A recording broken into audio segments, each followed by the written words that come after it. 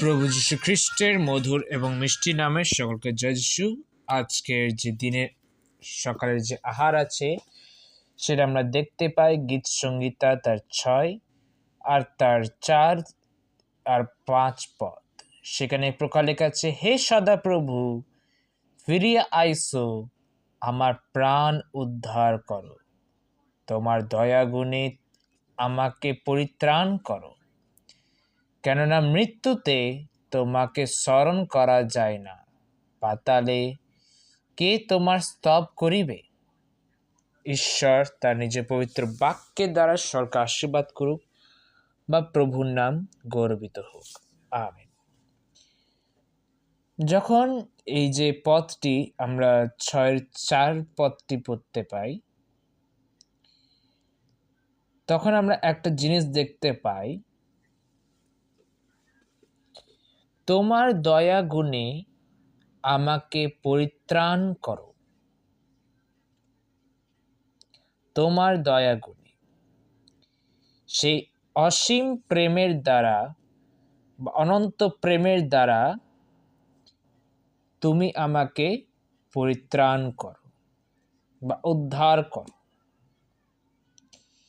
যখন আমরা এই পদটি পড়ি, আমরা দেখতে পাই যে কিভাবে ঈশ্বরের প্রেম এবং অনুগ্রহের দ্বারা মানুষেরা যারা পাপ থেকে ক্ষমা পায়, যারা পরিত্রাণ পায়, তারা কিভাবে ঈশ্বরের প্রেম এবং অনুগ্রহকে দ্বারা তারা সাহায্য পায়। এখানে যখন রাজা দাউদ 4 এবং 5 পদে সে এখানে একটা হেল্প চাইছে, একটা সাহায্য চাইছে, তার জীবনের সাহায্য, যাতে ঈশ্বর যিনি সদাপ্রভু তিনি যাতে সেই মৃত্যু থেকে তাকে বাঁচাইয়া ফেলে। আবার যখন আমরা 5 নম্বর পদটি যখন দেখি, সেখানে আমরা দেখতে পাই পাতাল বলে একটা শব্দ এখানে বর্ণনা করেছে। পাতাল সেই জায়গা যেখানে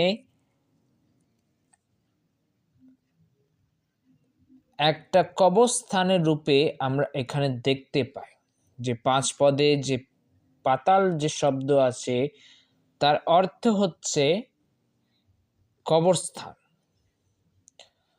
আর সেইখানে যারা মৃত্যু লোকেরা আছে তাদের কাছে ঈশ্বরের আরাধনা করার যে সৌভাগ্য আছে তারা পায় না।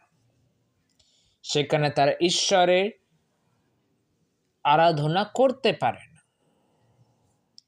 তাই বলে রাজা দাউদ যখন 5 নম্বর পদটি লিখে, সেখানে এই প্রকার সে লিখে শুরু করে, কেননা মৃত্যুতে তোমাকে স্মরণ করা যায় না, পাতালে কে তোমার স্তব করিবে। এই কারণে সে লিখে। আর এই বাক্যে দ্বারা আমরা এই কথা বুঝতে পারি যে এখানে রাজা দাউদ একটা সাহায্য প্রার্থনা করে। আজকে আমরাও যখন নিজের যে যাত্রা শুরু করি, সকালের যে যাত্রা শুরু করি, হয় কোনো কাজে বা হয় কোথাও বাইরে ঘুরতে বা কোনো জায়গা যেতে, সেখানে আমরা কি করি, ঈশ্বরের কাছে প্রথমে আমরা দোয়া করি। আর দোয়া করার পর আমরা সেই জায়গায় যাই।